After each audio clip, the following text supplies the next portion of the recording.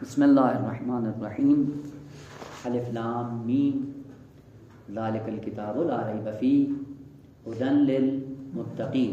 کون ہیں؟ الذین یؤمنون بالغیب. اب بات میں اوصاف ہوں گے فیقیمون الصلاۃ ویؤتون الزکاۃ ومما رزقناہم ینفقون کے بعد میں وہاں پہ پہنچیں گے. خوب، اوصاف متقین میں سے سب سے پہلا وصف کیا ہے کہ الذین یؤمنون بالغیب. وہ اب معنی پتہ چل گیا کہ یؤمن یعنی مومن ہے، ایمان رکھتا ہے، اپنے آپ کو محفوظ کرتا ہے. ایمان کے مرتبے پہ کب آتا ہے؟ کہ تقوی کے سائے میں آئے گا. اگر تقوی ہے تو یہ تقوی ایمان میں انسان کو داخل کر دے گا. بس وہ تقوی جو انسان کو ایمان میں داخل کرے وہ تقوی ارزش مند ہے، نہ وہ تقوی کہ جو آہستہ آہستہ ایمان کی حقیقت کو انسان کی زندگی سے دور کر دے. یہیں پہ عرض کیا تھا کہ مومن کے مقابلے میں کیا ہے؟ کافر اور منافق. تو متقی کے مقابلے میں اگر کہا جائے کہ کافر اور منافق ہے تو ایک ہی بات ہے، چونکہ قرآن نے کیا کہا تھا؟ جو زندہ ہے وہ مومن ہے اور جو مردہ ہے وہ کافر اور منافق ہے. اور ادھر سے تقوی کی علامت کیا ذکر کی؟ کہا کہ الذین یؤمنون بالغیب. یہیں سے پتہ چل جائے گا کہ اگر متقی کون ہے؟ جو مومن بھی ہے اور متقی بھی ہے. اور اس کے مقابلے میں جو ہے جس کے اندر تقوی نہیں ہے اس کا نتیجہ کیا ہوگا؟ کہ وہ کافر بھی ہے اور منافق بھی ہے اور وہ مردہ بھی ہے. اور پہلے بات سے ذکر کیا تھا وہ کیا تھا؟ کہ لا ریب فیہ. بس متقی وہ ہے کہ جس کی زندگی میں ریب، وہ کافر اور منافق کیا ہے کہ جس کی ساری زندگی کس پر موقوف ہے؟ ریب و شک پہ. اسی لیے قرآن نے کہا وَهُمْ فِي رَيْبِهِمْ يَتَرَدَّدُونَ. منافق اور کافر کی علامت کیا ہے؟ کہ زندگی بھر ریب کا شکار رہتے ہیں. فی ریبہم یترددون، تو اس ریب میں ہی سرگردان رہتے ہیں. یترددون رد سے ہے، رد یتردد. یتردد فعل مضارع ہے. فعل مضارع کی خصوصیت کیا ہوتی ہے بیٹا؟ استمرار، حدوث اور استمرار، یعنی یہ کام بار بار ہو رہا ہے.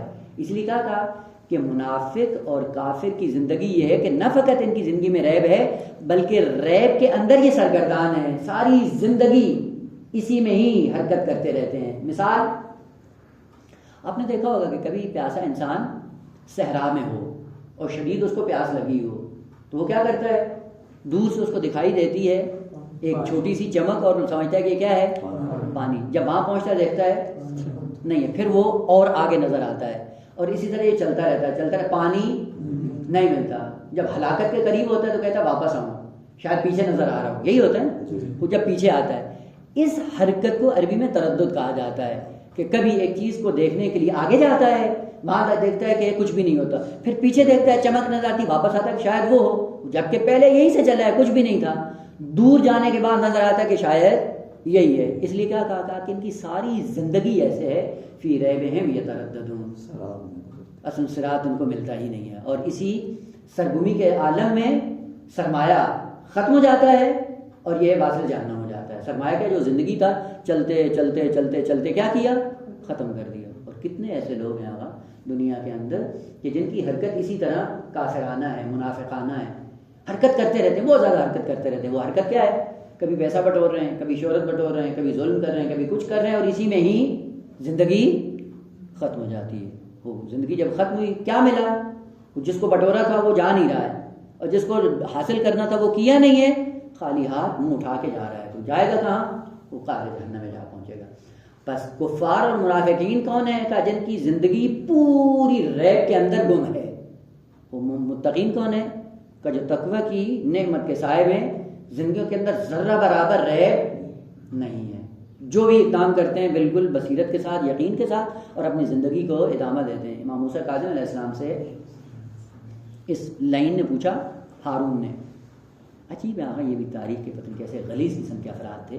اور آج بشریت اتنی نابینا اور اندھی ہے کہ ان کے واقعات پڑھنے کے باوجود ان سے محبت کرتے ہیں. آقا یہ حیوانیت کی بدترین حالت ہے. ہارون کے سامنے آئے تو کہا کہ کس طرح سے آپ نے صبح کی؟ امام موسیٰ کاظم علیہ السلام سے پوچھا یا جس طرح ہوتا ہے کیسی گزر رہی ہے؟ امام علیہ السلام 2 جملے گئے. کہا کہ جو دن گزرتا ہے یہ یقین کر لو کہ میری سختی کا ایک دن ختم ہوتا ہے اور تیری رفا کا ایک دن ختم ہوتا ہے. اور ایک دن آئے گا میری ساری سختیاں ختم ہو جائیں گی اور تیری عیش و عشرت ختم ہو جائے گی، اس کے بعد تو عذاب ابدی میں مبتلا ہوگا اور میں نعمت ابدی میں جا ملوں گا. بس یہی ہے، یہ میں نے صبح کی اور اس طرح سے میں نے زندگی گزاری، اور واقعیت بھی یہی تھی. اس طرح سے زندگی گزارنا ہوگا یقین کے ساتھ. اس لیے قرآن نے کہا یہ کیا ہے؟ ہدی للمتقین. کون؟ الذین یؤمنون، جو ایمان رکھتے ہیں. البتہ عرض کیا تھا کہ یؤمنون بالغیب، باب اللہ کے معنی میں نہیں ہے، غیب پر ایمان رکھنے کا مطلب نہیں ہے، یعنی غیب ذریعہ ہے، واسطہ ہے. اب ادھر سے چونکہ غیب مصادیق کے اعتبار سے کس کی طرف ناظر ہے؟ اصول دین کی طرف، نہ فروع دین کی طرف. تو اصول دین میں کتنی موٹی موٹی چیزیں ہیں؟ 3. توحید، نبوت و معاد. آسن، توحید و نبوت و معاد. نہ نبوت کو آپ دیکھتے ہو، نہ توحید کو آپ دیکھتے ہو، نہ معاد کو آپ دیکھتے ہو. وہ کیا ہے آپ کے لیے؟ غیب. غیب ہے یا نہیں ہے؟ وہ غیب ہے. لیکن اس غیب پہ ایمان رکھ لینا، اس حقیقت کو مان لینا، اپنے وجود کے ساتھ گرہ لگا لینا، اسی سے کیا ہو جاتا ہے؟ تقویٰ وجود میں آتا ہے، اور اسی سے کیا وجود میں آتا ہے؟ ایمان. بس ایمان کو ان 3 حقائق کی نسبت ہمیں اپنی ذات میں لانا ہے. اس لیے کیا ہوتا ہے؟ اگر توحید انسان کے دل میں اتر گئی، قلب انسانی میں آ گئی، تو کیا ہوگا؟ 24 گھنٹے اپنے اوپر کسی نہ کسی کو حاضر ناظر جانتا ہے. لہذا تنہائی میں اپنے آپ کو آلودہ نہیں کرے گا.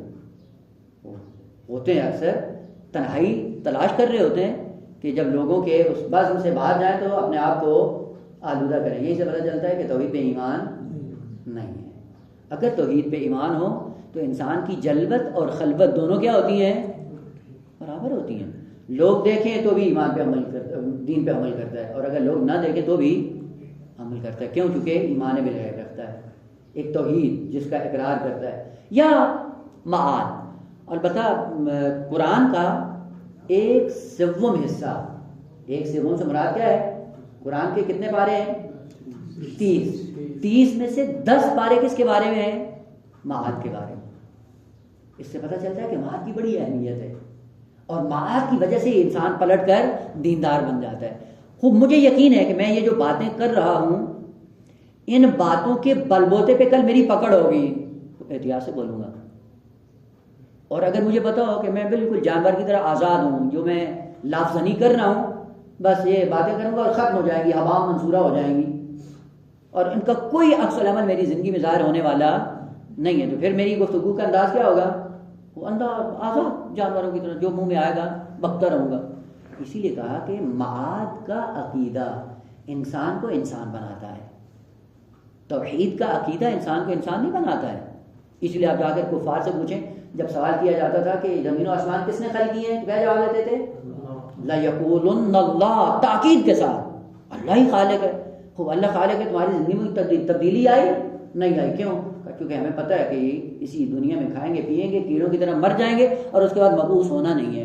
اور جب مبعوث نہیں ہونا تو اپنی زندگی کیوں خراب کریں؟ اپنی لذت کو کیوں محدود کریں؟ اپنی لذتیں اٹھاؤ. مرنے کے بعد تو نیست و نابود ہو جانا ہے، اٹھنا تو ہے نہیں، کوئی جواب تو دینا نہیں ہے. اس لیے زندگیوں کے اندر وحشی گری، حیوانیت، ستم، ظلم اور چپاول گری زیادہ ہوتی ہے. کیوں؟ کیونکہ یقین ہی نہیں ہے کہ ہم کسی کٹہرے میں جا کر ہمیں کل کو جواب دینا ہے. لیکن اگر انسان کی زندگی میں یہ عقیدہ آ جائے کہ نہیں بھائی کل مجھے جواب دینا ہے، پیش ہونا ہے، پھر کیا کروں گا؟ اب یہ ہوتا ہے کہ احتیاط سے بولے گا، اقدامات اس کے بڑے محتاط انداز میں ہوں گے. کیوں؟ کیونکہ مجھے پتا ہے کہ جو کر رہا ہوں اس کا عکس العمل میری زندگی میں ظاہر ہوگا اور کل کو مجھے جواب دینا ہے. اسی لیے کہا کہ متقی کون ہے؟ الذین یؤمنون بالغیب. غیب کی حقیقت جب ان کی زندگی میں آتی ہے، اپنے آپ کو سمیٹ لیتے ہیں، جمع کر لیتے ہیں، اکٹھا کر لیتے ہیں، وہی معنی سنبھل جاتے ہیں کہ کل کو جو ہمارا اقدام ہوگا اس کے مقابلے میں ہمیں جواب دہی ہوگی، اور اس جواب دہی کے نتیجے میں ہمارا ہی عمل ہوگا جو ہمارے سامنے پیش کر دیا جائے گا. پھر انسان احتیاط کرتا ہے، بولنے میں، دیکھنے میں، بات کرنے میں، روابط اپنانے میں، لوگوں کو اپنی زندگیوں میں لانے میں بڑی احتیاط سے کام لیتا ہے کہ کہیں ایسا نہ ہو گئے کل کیا ہو، یا لیتنی لم اتخذ فلانا خلیلا، کہیں یہ مسئلہ انسان کے لیے پیش نہ ہو. خوب لفظ غیب عرض کیا تھا کہ یہاں سے غیب 2 کلموں کے مقابلے میں استعمال ہوتا ہے. غیب کبھی شہادت کے مقابلے میں ہے، اور غیب کبھی سر کے مقابلے میں، سین رے مضاف کا باب ہے. لفظ غیب اگر یہ شہادت کے مقابلے میں ہو تو اس کا معنی کیا ہے، اور اگر غیب سر کے مقابلے میں تو معنی کیا ہوگا؟ اور متقی کے اوصاف میں سے کیا ہے کہ غیب ان کی زندگیوں میں حکم فرما ہے اور حقیقت غیب سے وابستہ ہیں۔ یہ کون سا غیب؟ شہادت کے مقابلے میں یا وہ غیب جو سر کے مقابلے میں؟ کس کے مقابلے میں؟ دیکھیے بیٹا، قرآن نے کہا خالق کائنات کے اوصاف میں سے عالم الغیب والشہادہ، یعنی خدا عالم ہے کس کا؟ غیب کا بھی اور شہادت کا بھی۔ شہادت اور غیب کا آپس میں رابطہ کس کا ہے؟ اپوزٹ، تضاد ہے، متضاد ہیں یہ دو کلمے۔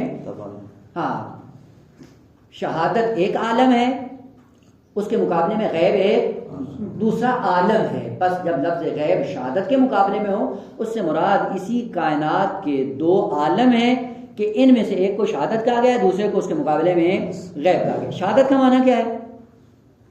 یہ خوبصورت کلمات ہیں۔ شہادت شاہدہ سے ہے، اور شاہدہ کس کے لیے ہوتا ہے؟ کسی چیز کو دیکھنا، لیکن دیکھنا مشاہدہ بھی کہتے ہیں۔ دیکھنا دو طرح سے ہوتا ہے، ایک دفعہ یہ ہوتا ہے کہ آپ کسی چیز کو دیکھتے ہیں، دیکھنے کے فوراً بعد آپ کو اس کی پوری حقیقت معلوم ہو جاتی ہے، کون ہے، کس کا بیٹا ہے، کس شہر کا ہے، کس محلے کا ہے، کس قوم سے تعلق رکھتا ہے، کتنا علم ہے، کیا ساری خصوصیات آپ کو پتہ چل جاتی ہیں۔ وہاں پہ لفظ شہادت استعمال ہوتا ہے کہ میں نے فلاں کا مشاہدہ کیا۔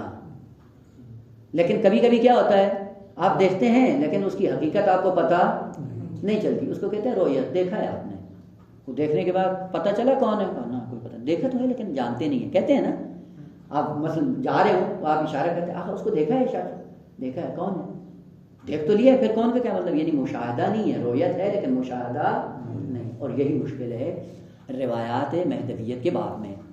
مثلا غیبت کبریٰ کے زمانے میں جو آج رائج تفکر ہے وہ کیا ہے کہ جو بھی یہ دعویٰ کرے کہ میں نے امام زمانہ علیہ السلام کو دیکھا ہے وہ کذاب ہے، جھوٹا ہے۔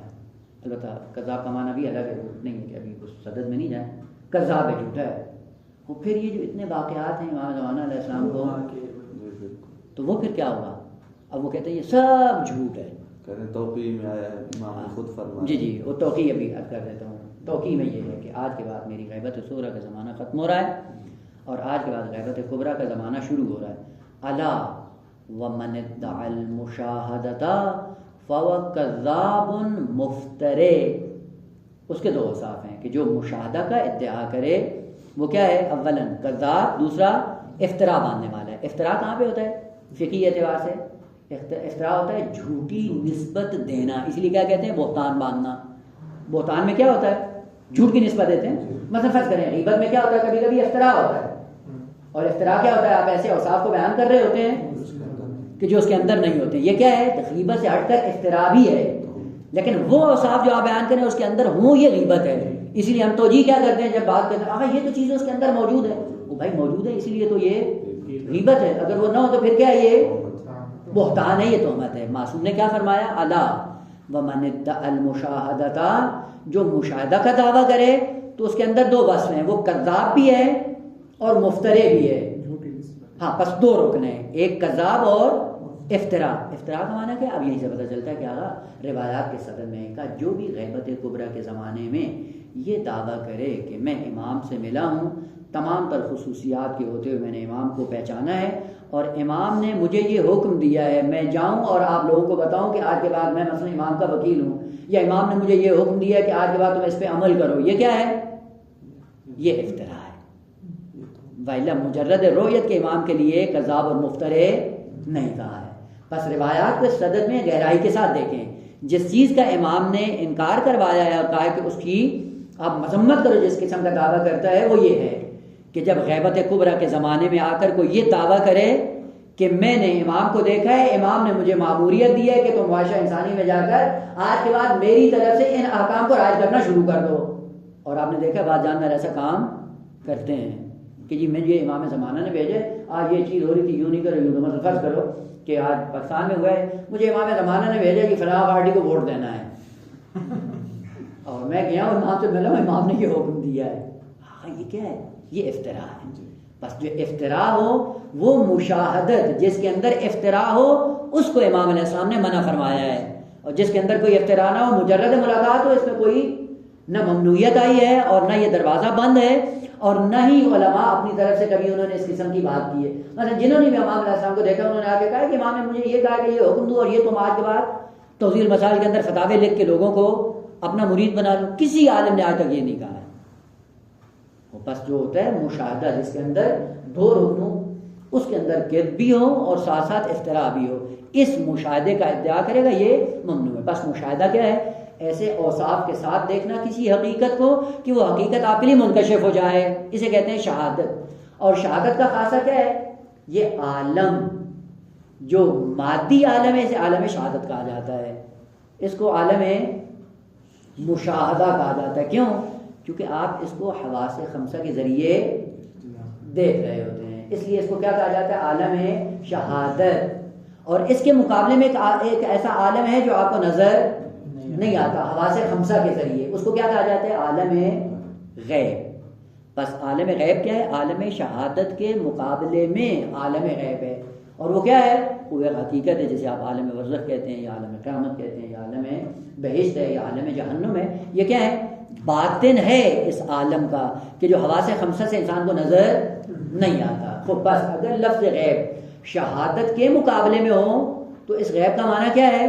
ذات عادیہ، جو حواس خمسہ سے نظر نہیں آتی، وحی الہی جو حواس خمسہ سے نظر نہیں آتی، یا عالم برزخ ہو، محشر ہو، قبر ہو، جہنم ہو، جنت، کہ جو اس حواس خمسہ سے نظر نہیں آتے۔ خود جو نظر نہیں آتے حواس خمسہ کے ذریعے، اس کا مطلب ہے کہ وہ حقیقت موجود نہیں ہے، یا آپ کو نظر نہیں آتی؟ ہمیں نظر نہیں آتی لیکن ہے، حقیقت ہے۔ مثلا دیکھیں بیٹا، آپ اس ظاہری آنکھ سے ایک حد تک اس عالم مشاہدہ کو دیکھ سکتے ہیں، اسی عالم کو، یعنی اس دید کی ایک حد ہے، اس حد تک یہ آنکھ آپ کو دکھائے گی، وہ وہاں تک دیکھا، اس کے بعد آپ کو نظر نہیں آ رہا ہے۔ سوال، ایک حد تک جو آپ کو آنکھ دکھا رہی ہے اور اس کے بعد نظر نہیں آ رہا ہے، اس کے دو مطلب ہیں۔ ایک یہ ہے کہ اس کے بعد اصل کائنات ختم ہو گئی ہے، اس لیے نظر نہیں آ رہی، یا نہ کائنات ہے لیکن آنکھ میں توانائی نہیں ہے اس کو دیکھنے کی۔ وہ کون سی بات ہے؟ اس کا مطلب ہے کہ عالم ہے، حقائق ہیں، لیکن آنکھ کی دسترس سے باہر ہیں۔ پھر یہاں پہ کیا کرو؟ کہتے ہیں کہ اگر ان حقیقتوں کو دیکھنا ہے تو کیا کرو؟ دوربین لگاؤ۔ دوربین کیا کرے گی؟ وہ آپ کی دید میں کیا کر دے گی؟ وسعت پیدا کر دی۔ اب وہ چیز جو ظاہری آنکھ سے نظر نہیں آ رہی تھی، دوربین کے ذریعہ وہ حقیقت بھی نظر آ رہی ہے۔ خوب، جب یہ عالم شہود میں یہ ہے، عالم باطن میں بھی ایسے ہی ہے۔ عقل انسانی دیکھتی ہے حقائق کو، لیکن کس حد تک؟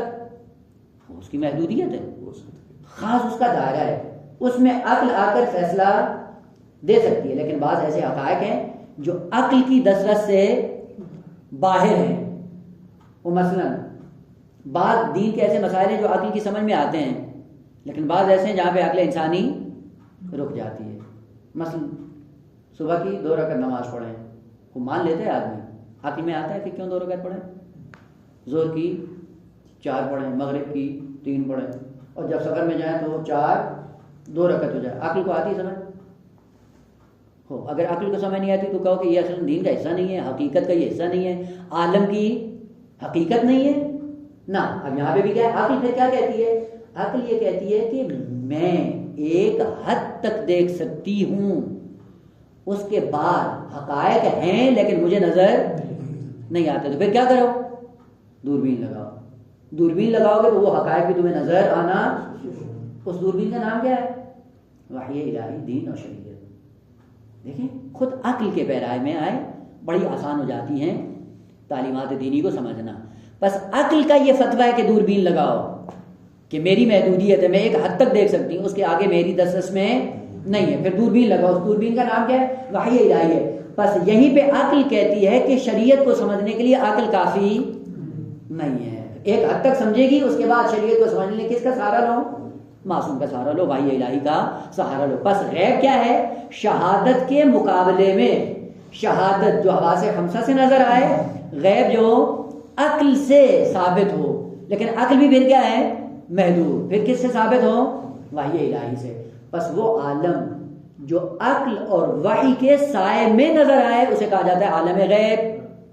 بس عالم غیب کیا ہے؟ شہادت کے مقابلے میں جو حواس خمسہ سے نظر آئے وہ عالم شہادت، اور جو عالم غیب عقل کے سائے میں نظر آئے انسان کو یا وحی الہی کے سائے میں انسان کو نظر آئے، اسے کیا کہا جاتا ہے؟ عالم غیب۔ متقی کون ہوتا ہے؟ متقی وہ ہے جو غیب پہ ایمان رکھتا ہے، بے ایمان کہ غیب کو جب بھی درک کرے گا متقی انسان یا عقل کے سائے میں دریافت کرے گا یا وحی کے ذریعے دریافت کرے گا۔ یہیں سے پتہ چلتا ہے کہ متقی انسان ہمیشہ عقل اور وحی کے تابع ہوتا ہے۔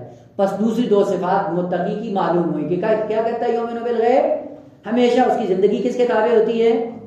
یا عقل کے تابع ہے یا وحی کے تابع ہے۔ تو ایک فرق اور دوسرا فرق یہ ہے کہ جب غیب پہ ایمان رکھتا ہے تو کیا کہتا ہے؟ غیب پہ ایمان مانا کیا تھا، غیب کا کیا کیا تھا کہ اس غیب کی حقیقت کو اپنے اندر اتارنا ہے۔ مثال بھی عرض کی تھی کہ آپ کو پتہ ہے کہ کمرے کے باہر برف پڑی ہے، آپ اندر بیٹھے ہیں، آپ کو علم ہے ٹھنڈک کا، لیکن ٹھنڈک آپ کے وجود میں نہیں آئی، پھر کیا کرو؟ باہر نکلو، باہر نکل کے ٹھنڈک کو اپنے وجود کے ذریعے احساس کرو۔ اس احساس کا نام کیا ہے؟ ایمان۔ ٹھنڈک جب وجود میں آئے گی تب مرحلہ ایمان میں آئیں گے۔ تو پھر کیا کرو؟ متقی کیا ہے؟ کہا صاحب ایمان ہے۔ وہ کیسے صاحب ایمان ہوگا؟ کہا غیب کی حقیقت کو جب تک اپنے اندر اتارتا نہیں متقی نہیں ہو سکتا۔ بس غیب متقی معنی یہ نہیں ہے کہ جو یہاں پہ بیٹھ کے غیب کی خبریں سننا شروع کر دے۔ ہوتا ہے نا، وہ بی بی سی کی خبریں سنتے ہیں، جی فلاں ملک میں یہ ہو رہا ہے، خبر سن لی، وہ کیا ہوا؟ ہماری زندگی میں کوئی اثر ظاہر ہوا ہے نا۔ ایمان کا مطلب یہ ہے کہ اس عالم کو اپنے وجود کے اندر اتارنے کی کوشش کرو، اور اتارنے کے لیے خداوند عالم نے جو حقیقت انسان کو دی اس کا نام ہے قلب۔ قلب کے اندر ایمان کو اتارنا ہے، اور ایمان جس سے وابستہ ہے اس حقیقت کو قلب کے اندر اتارنا ہے۔ وہ پھر کیا ہو؟ وحی کو جگہ دینی ہے دل کے اندر، توحید کو جگہ دینی ہے دل کے اندر، قیامت کو جگہ دینی ہے دل کے اندر۔ اور جب یہ ایمان بالغیب کے اوصاف اور وہ عالم دل میں جب بیٹھ جائیں گی، یہ حقیقتیں ایمان کی منزل پہ آئیں گے، وہیں سے آپ کا قلب سلیم بن جائے گا۔ اب 2 اور 2 4 کی طرح خدا نے کیا کہا کہ آپ کو دنیا میں بھیجا گیا ہے، قلب خالی ظرف دیا ہے، اس ظرف کو بھر کے لانا ہے۔ کس سے بھرنا ہے؟ اب یہ پہلے بتا دیا ہے، محدودہ بھی ذکر کر دیا ہے کہ یہ قلب سلیم کب بنے گا؟ کہ جب اس دل کے اندر وہ حقائق اتارو گے جو خالق کائنات نے کہے ہیں، جو وحی الہی نے کہے ہیں، جو عقل نے کہے ہیں۔ تو عقل کے سائے میں اگر آپ قلب کو بھرتے رہے، یہ قلب سلیم بنتا رہے گا۔ وحی الہی کے ذریعے بھرتے رہیں گے، یہ قلب سلیم بنتا رہے گا۔ توحید و وحی و معاد کے ذریعے اگر اس قلب کو بھرتے رہے تو یہ کیا بن جائے گا؟ قلب سلیم۔ اور اگر اس کے اندر ہر غلاظت بھرنا شروع کر دی پھر کیا ہوگا؟ اب یہ قلب سلیم نہیں ہے، کیا ہے؟ اب جا کر آپ دیکھیے گا قرآن کے اندر جہاں پہ لفظ قلب آیا ہے اس کے اندر متعدد اوصاف ذکر ہوئے۔ کہا کیا؟ کبھی قلب شقی، کبھی قلب مشمئز بیزار، ہے نا، اشمئزت قلوبہم عن ذکر اللہ، جب بھی خدا کی بات آتی ہے بیزار ہو جاتا ہے، ہوتے ہیں۔ اب جا کر دیکھیں بعض لوگوں کے اندر یہ ہے، مثلا بالکل یہی تو لاہ و لے میں مصروف ہوں گے، درس کا آ جائے ایسے لگتا ہے کہ کسی نے سر پہ ڈنڈا مار دیا ہے، بیزار رہتا ہے۔ درس میں آ بھی جائے حضور غیاب کے ڈر میں تو بھی سویا رہتا ہے، جبرن۔ کیوں مشمئز ہے؟ اس کا مطلب ہے کہ قلب کی کیفیت آلودہ ہو چکی ہے، جو درس کی نورانیت سے ہمکنار نہیں ہو رہی ہے، اس لیے بیزار ہے۔ اپنی زندگیوں میں ہم دیکھیں کہ واقعی ہمیں علم سے محبت ہے یا بیزار ہے۔ اگر بیزاری ہے یہیں سے پتہ چلتا ہے کہ قلب سلیم نہیں ہے۔ خوب بھرنا کس کے ذریعے ہے؟ خالق کائنات نے 5 راستے دیے ہیں، یعنی 5 راستوں سے ان کا ارتباط ہے قلب کے ساتھ، اور جو بھی ان راستوں سے آپ داخل کرتے جائیں گے انہی راستوں سے ہوتا ہوتا آپ کے قلب تک پہنچ جائے گا۔ اور ان راستوں کو پاک رکھنا بہت ضروری ہے، اور وہ کیا ہے؟ آنکھ سے جو دیکھو گے وہ ساری چیزیں منتقل ہوں گی قلب انسانی تک، کانوں سے جو سنو گے وہ ساری چیزیں منتقل ہوں گی قلب میں، زبان سے جو بولو گے وہ ساری چیزیں منتقل ہوں گی قلب۔ یہ حواس خمسہ طرق اور راستے ہیں قلب کے لیے، یعنی آپ کے قلب کے اندر جو حقیقت جائے گی وہ انہی حواس خمسہ سے ہوتے ہوئے جائے گی، اس سے ہٹ کے آپ کے پاس کوئی راستہ نہیں ہے۔ اس لیے کیا کہا کہ اگر یہ قلب بن جائے، قلب سلیم، قلب مطمئن، قلب خاشع. اب یہ اوصاف ہیں قرآن کے اندر, اب ہر ایک کو چونکہ یہاں پہ فرصت نہیں اس کو عرض کریں. بس قلب کے اندر کس کو اتارنا ہے؟ ایمان کو. ایمان کہاں سے جائے گا؟ حواس خمسہ سے. عالم شہادت کی حقائق کو دیکھنے کے بعد ان کا باطن منتقل ہوگا آپ کے دل میں. خوب اسی لیے کیا کرو گا, دیکھو ان طرق آپ نے پاک کو صاف رکھا ہے یا نہیں.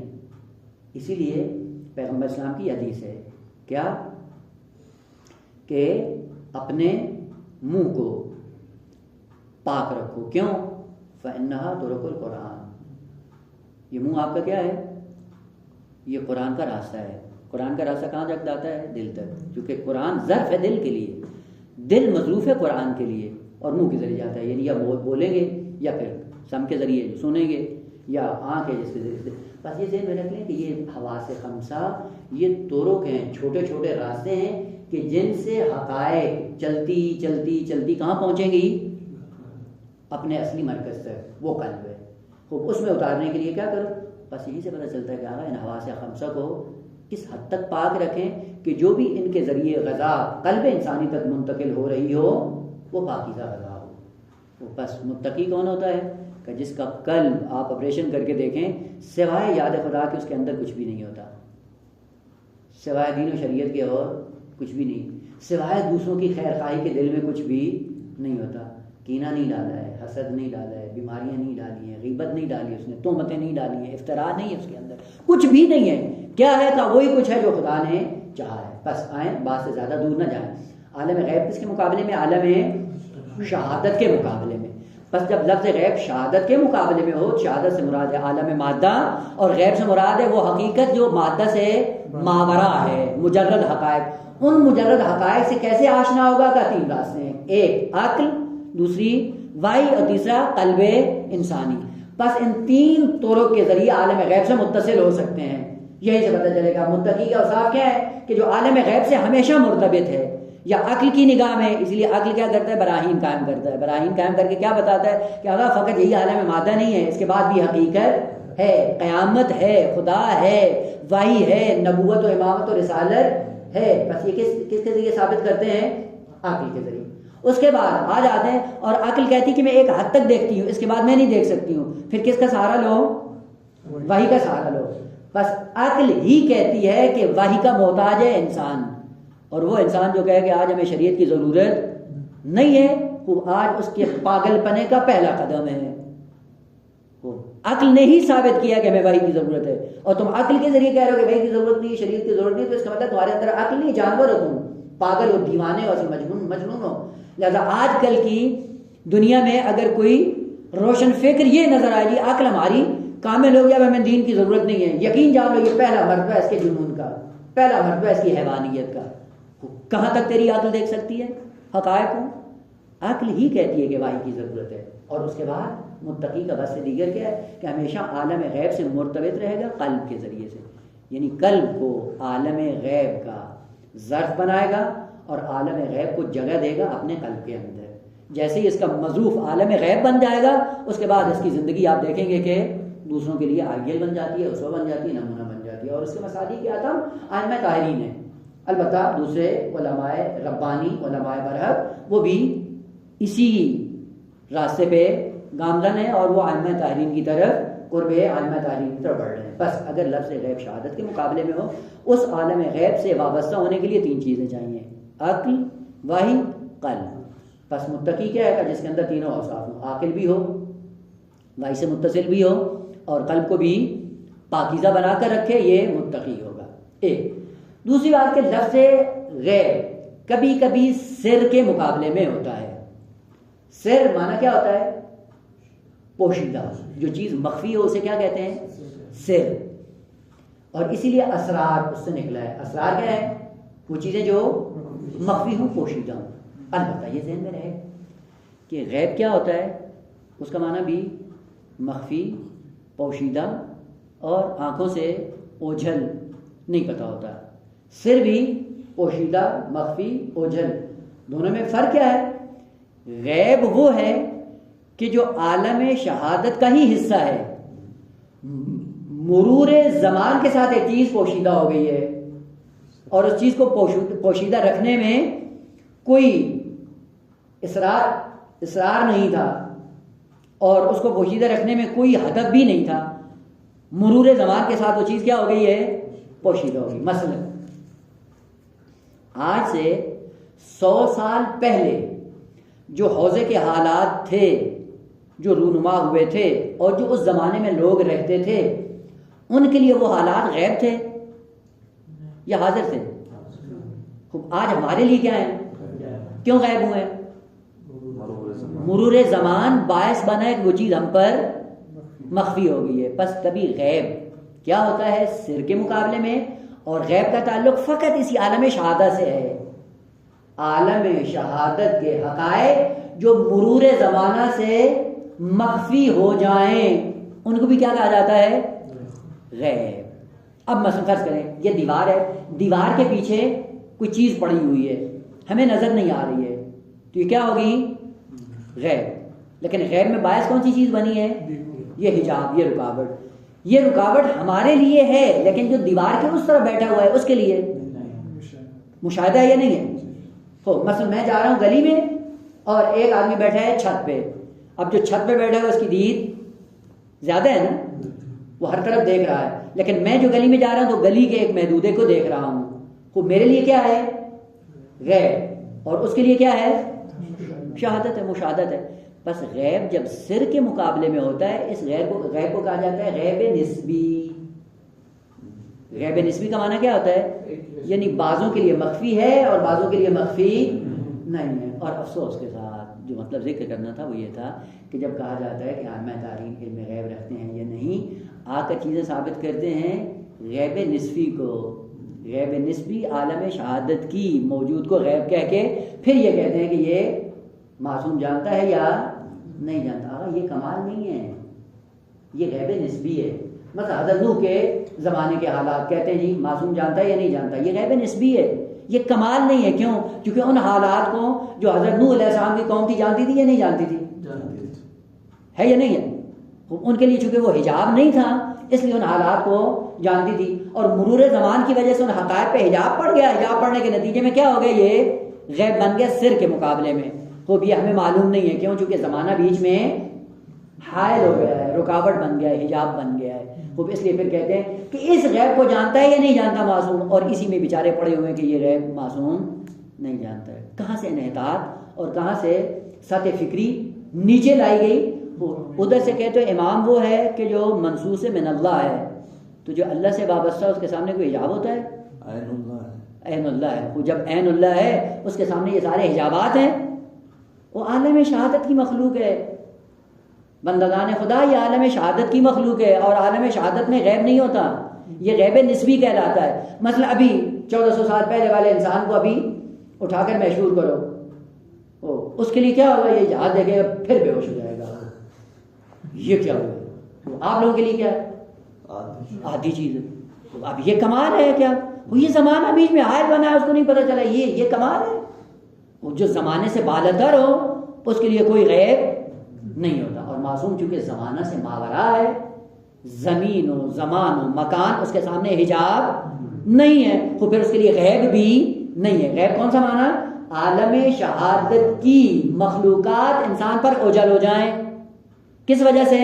زمین و زمان و مکان کے حجاب کے سائے میں، اور جس کے لیے زمین و زمان و مکان حجاب نہ ہو اس کے لیے کیا ہے؟